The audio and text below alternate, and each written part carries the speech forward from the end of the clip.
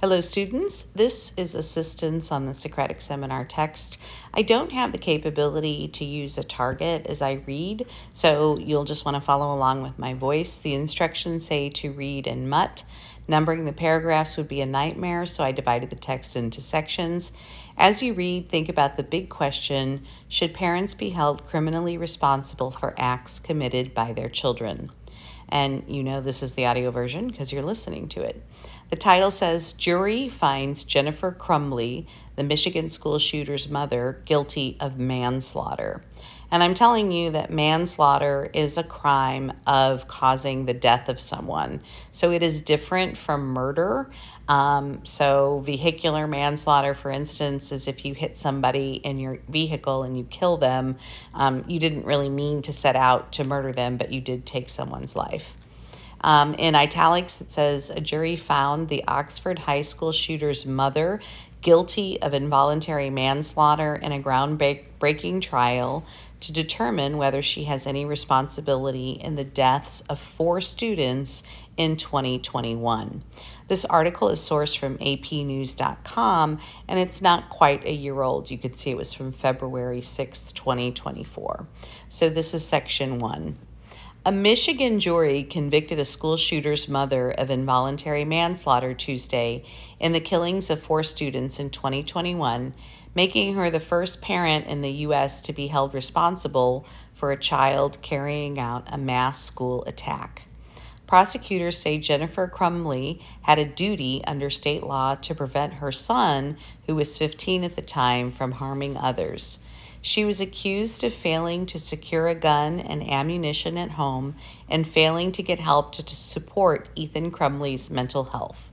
The 4 guilty verdicts, one for each student slain at Oxford High School, were returned after roughly 11 hours of deliberations.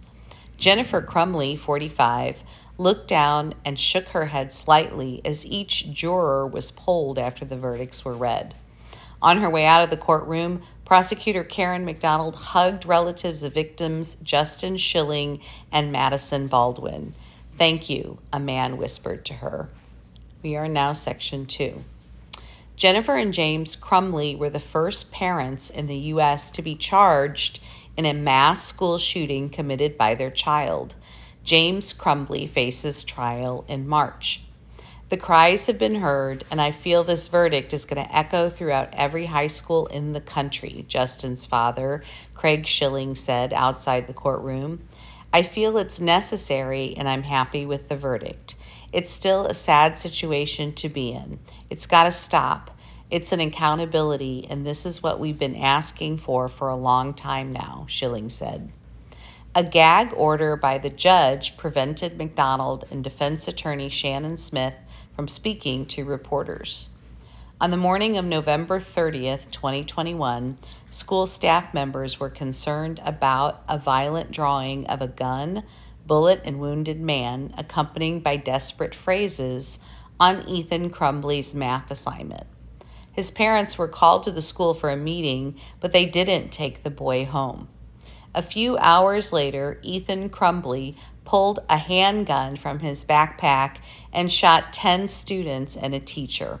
No one had checked the backpack.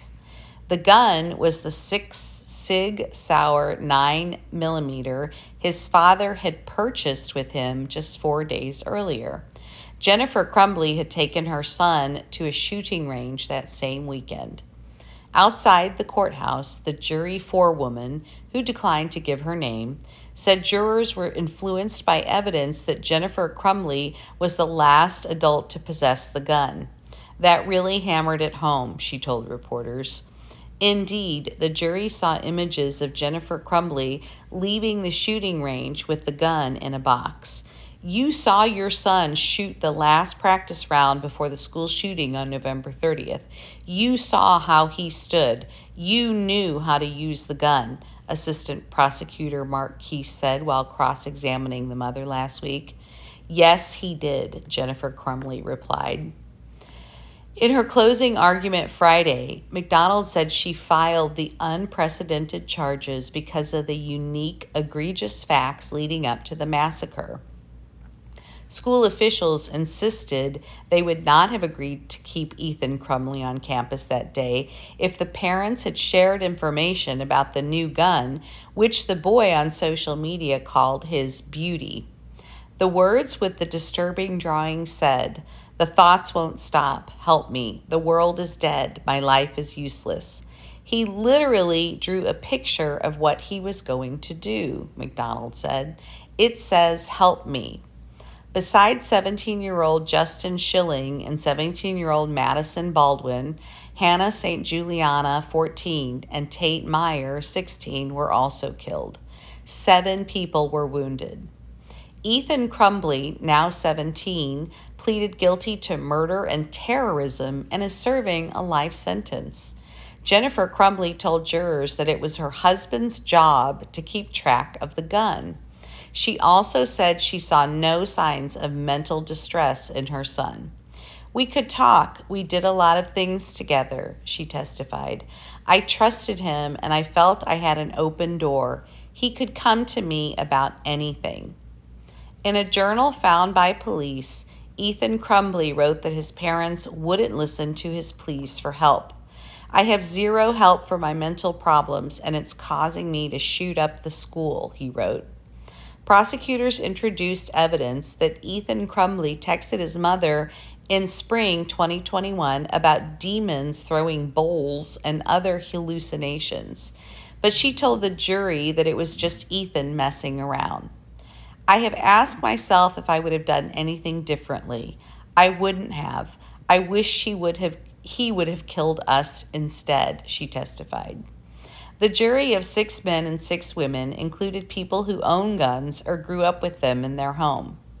Jennifer Crumbley will get credit for roughly 2.5 years in the county jail when she returns to court for sentencing on April 9th. The judge will set the minimum prison sentence based on scoring guidelines and other factors. It will be up to the Michigan Parole Board to determine how long she actually stays in prison. The maximum term for involuntary manslaughter is 10 years. Prosecutors have not said if they will ask for consecutive sentences on the 4 convictions, which could mean a maximum of 60 years if Judge Cheryl Matthews agrees. And then down here are some possible response questions that might help you think about what you want to talk about in the Socratic seminar. First bullet, what are your thoughts about holding the parents of the shooter responsible for their son's actions? Explain. Did something in the article surprise you? Discuss. Pick a word, line, passage from the article and respond to it. And discuss a move made by the writer in this piece that you think is good or interesting. Explain. I hope this helps you on your education journey.